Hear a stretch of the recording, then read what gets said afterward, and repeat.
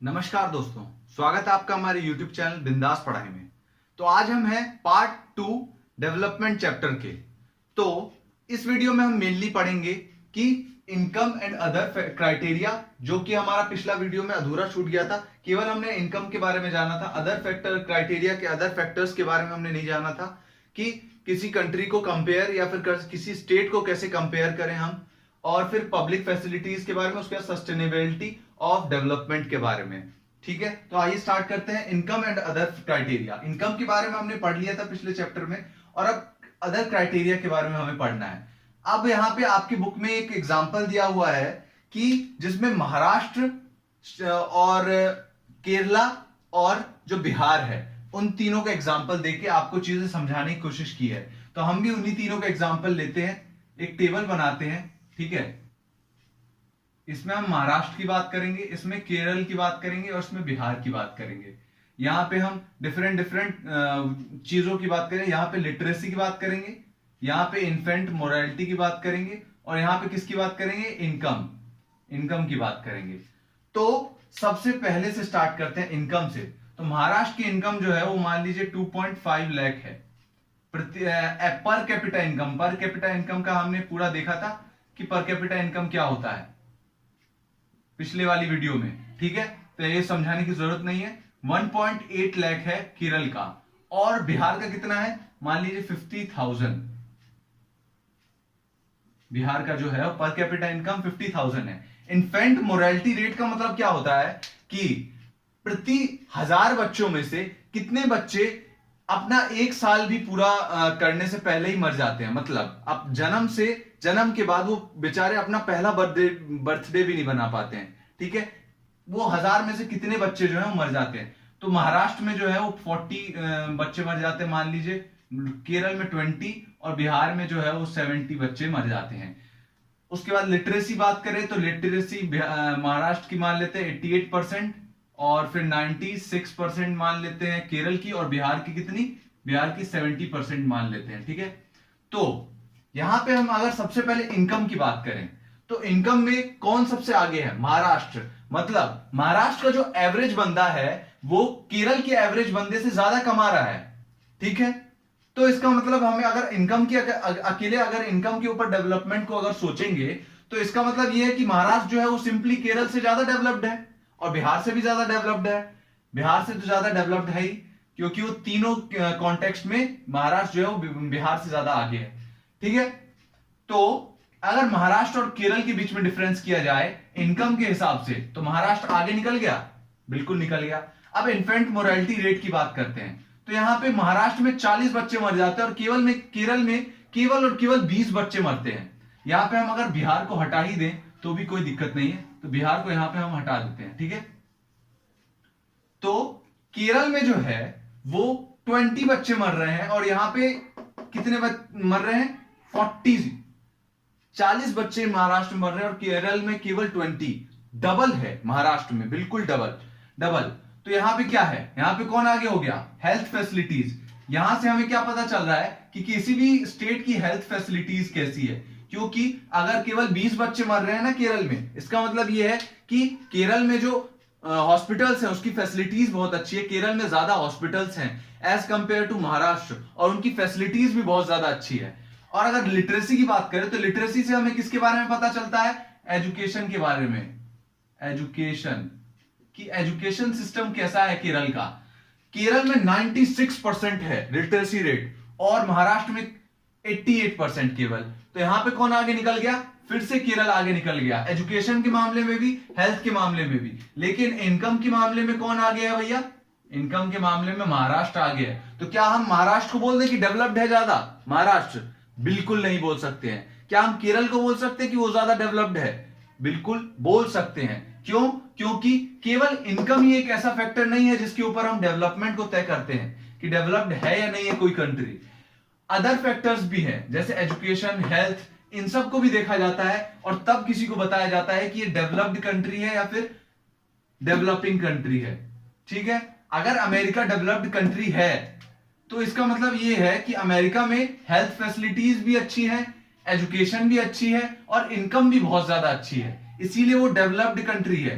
ठीक है। और इंडिया अगर डेवलपिंग कंट्री है, इसका मतलब ये है कि इंडिया में एजुकेशन सिस्टम थोड़ा सा एज कंपेयर टू अमेरिका कम है, और हेल्थ सिस्टम भी एज कंपेयर टू अमेरिका थोड़ा कम है, इसीलिए वो जो है वो डेवलपिंग कंट्री है और ये जो है वो डेवलप्ड कंट्री है। ठीक है, बीच में डिफरेंस समझ में आ गया? तो ठीक है, अब पब्लिक फैसिलिटीज की हम बात करते हैं।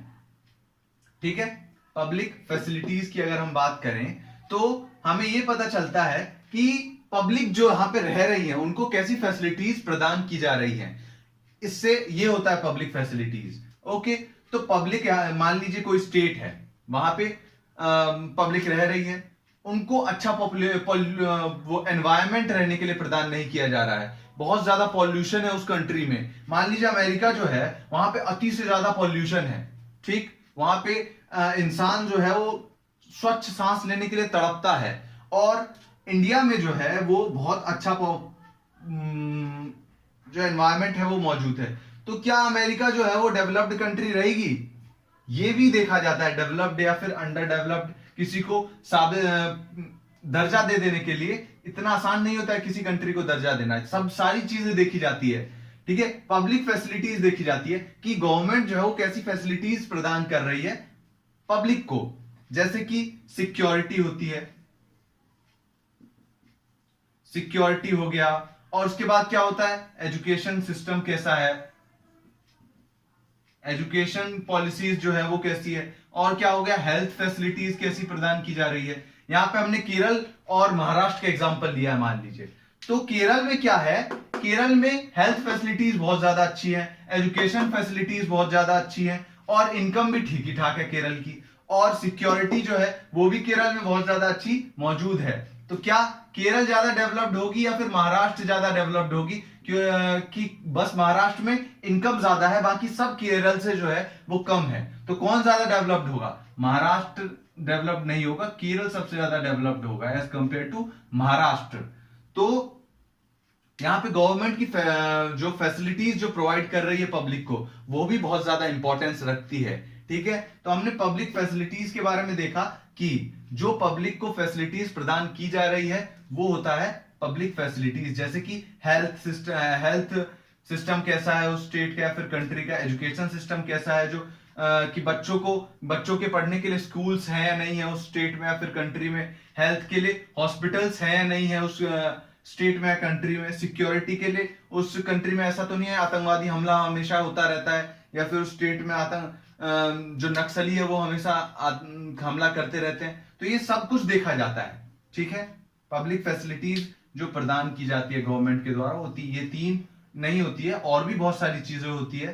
तो यहां पे हमने देखा कि केवल इनकम ये जो है वो बहुत ज्यादा इंपॉर्टेंट नहीं होती है, इनकम ही केवल इंपॉर्टेंट नहीं होती, अदर फैसिलिटीज जो है वो भी बहुत ज्यादा इंपॉर्टेंट होती है। तो एक जो HDI के बारे में आपकी बुक में दिया हुआ है, ये क्या होता है, human development index. Human development index में क्या होता है कि कंट्रीज को रैंक दिया होता है, क्या दिया होता है, रैंक दिया होता है, उनके ये जो सारी चीजें हैं उनको देखते हुए, इनकम के साथ हेल्थ, एजुकेशन, लिटरेसी को, और उसके बाद डिफरेंट चीजों को देख के आपको उसमें रैंक दी हुई होगी कंट्रीज की। ठीक है, तो अगर हम बात करें श्रीलंका की, आपकी बुक में एक टेबल दिया हुआ है, उस टेबल में क्या है कि श्रीलंका की जो HDI रैंक है वो है 71, और इंडिया की जो है वो 130 के अप्रॉक्स है कुछ, है ना। श्रीलंका जैसी छोटी कंट्री की जो है वो रैंक हमसे 60 ज्यादा है, 60 कम है, मतलब बहुत ज्यादा अच्छी है श्रीलंका की rank as compare to India, जबकि श्रीलंका जो है वो बहुत छोटा सा और इंडिया जो है बहुत ज्यादा बड़ा है एज कंपेयर टू श्रीलंका। तो यहां पे हमने देखा कि श्रीलंका की हेल्थ फैसिलिटीज भी इंडिया से ज्यादा अच्छी होगी, एजुकेशन भी ज्यादा अच्छा होगा, इनकम भी ज्यादा अच्छा होगा, इसीलिए श्रीलंका जो है उसकी रैंक इंडिया से ज्यादा ऊपर है। तो HDI के बारे में हमने पढ़ा। तो सस्टेनेबिलिटी ऑफ डेवलपमेंट, इस टॉपिक के बारे में पढ़ते हैं, बहुत ज्यादा इंपॉर्टेंट है और ये आपको बहुत ज्यादा काम आएगा आगे जाके भी, क्योंकि ये जो है वो पिछले 50-60 साल में बहुत ज्यादा इंपॉर्टेंस मिला है इस टॉपिक को। क्यों? क्योंकि ये बहुत ज्यादा जरूरी भी है। सस्टेनेबिलिटी मतलब क्या होता है, सस्टेनेबिलिटी ऑफ डेवलपमेंट मतलब ऐसा डेवलपमेंट हमको करना चाहिए जो फ्यूचर जनरेशन के बारे में भी सोच के किया जाए। अगर हम मान लीजिए वाटर जो है उसका अति से ज्यादा यूज कर रहे हैं, ग्राउंड वाटर मतलब जो जमीन के अंदर वाटर है, आपके बुक में ये वाला एग्जांपल दिया हुआ है कि हम हद से ज्यादा ग्राउंड वाटर का अगर यूज कर लेंगे तो क्या होगा, हमारी फ्यूचर जनरेशन के पास वाटर बचेगा ही नहीं, ग्राउंड वाटर। तो इससे क्या होगा, हमारी फ्यूचर जनरेशन को बहुत ज्यादा सफर करना पड़ेगा। तो कभी भी हमें ऐसी डेवलपमेंट नहीं करनी चाहिए जिसमें सस्टेनेबिलिटी ना हो। सस्टेनेबिलिटी मतलब ऐसी डेवलपमेंट, सस्टेनेबल डेवलपमेंट आपने 9th क्लास में भी पढ़ा होगा। इसका मतलब ये होता है ऐसी डेवलपमेंट जिसमें फ्यूचर जनरेशन को ध्यान रख के सब कुछ डेवलपमेंट की जाए। ठीक है, हमें ऐसी डेवलपमेंट करनी चाहिए। जो आज जो हम कर रहे हैं ना डेवलपमेंट, वो सस्टेनेबल डेवलपमेंट नहीं है। क्यों? क्योंकि हम ऑयल का जो पेट्रोल है उसका बहुत ज्यादा यूज कर रहे हैं। अगर हम इसी हिसाब से यूज करते रहे तो आने वाले 100 या 200 साल में हमारे पास पेट्रोल नहीं बचेगा। डीजल की बात करें तो डीजल भी नहीं बचेगा। कोल की बात करें तो आने वाले 500 से 1000 साल में कोल भी हमारे पास नहीं बचेगा। तो हमारी फ्यूचर जनरेशन क्या यूज करेगी? ऐसी डेवलपमेंट बिल्कुल अच्छी नहीं होती जो फ्यूचर जनरेशन को ध्यान में रख के ना की जाए। और आज जो हम कर रहे हैं वो ऐसी डेवलपमेंट है जिसमें हम अब केवल अपने बारे में सोच रहे हैं और आगे की फ्यूचर जनरेशन के बारे में नहीं सोच रहे हैं। सस्टेनेबिलिटी ऑफ डेवलपमेंट का मतलब आपको समझ में आ गया कि ऐसी डेवलपमेंट जो फ्यूचर जनरेशन को के बारे में सोच के की जाए। तो हमें कम ग्राउंड वाटर का यूज करना चाहिए, ऐसे यूज करना चाहिए जिससे फ्यूचर जनरेशन के लिए भी ग्राउंड वाटर जो है वो बचा रहे, या फिर जितने मात्रा में जिस स्पीड से जो है वो ग्राउंड वाटर रिस्टोर्ड होता है उसी स्पीड से हमें उसका यूज भी करना चाहिए। तो एक जो बैलेंस बना रहता है ना एनवायरमेंट में, वो बना रहेगा।